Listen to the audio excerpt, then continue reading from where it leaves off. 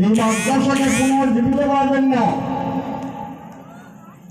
পাগড়ি আছে, পাঞ্জাবি আছে, লম্বা নামাজ পড়ে না। এই মাদ্রাসার অবস্থা হয়েছে, এই মাদ্রাসার অবস্থা হয়েছে। এই জন্য এই মাদ্রাসাকে জিন্দা করা।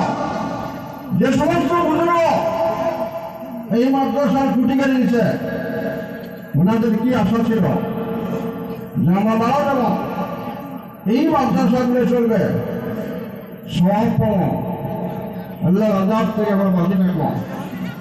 আমরা পাবলিক 1 টাকা 2 টাকা 100 200 করে ধান দেয় কেন দেয়? ফলো করে নাজাতের জন্য, ফলো করে যাতে আল্লাহ জাহান্নামে না যায়। কিন্তু আজকে দেখা যায় চালা হয় মাদ্রাসা পড়া নাই, মাদ্রাসার ছাত্র নাই।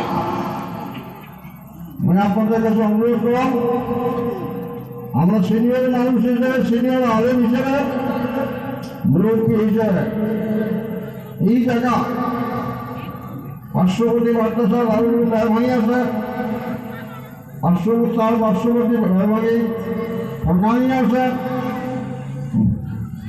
মাদ্রাসা পূর্ণরূপ দেওয়ার জন্য ছাত্র দেন এবং ওস্তাদগুলার কেয়ার করে লক্ষ্য দেন যে ওস্তাদ খালি কালেকশন করবে না, পড়া পারবে, এটা লক্ষ্য দেওয়ার ব্যাপার।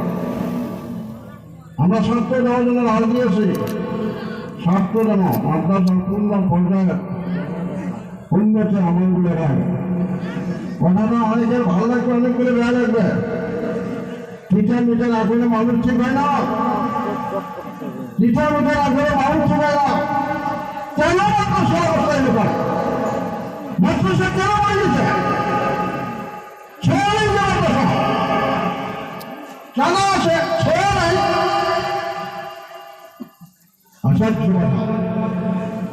এটা পাবলিকের কর, মূল শিক্ষক বলব, মূল কমিটি বলব, বেশ টাকা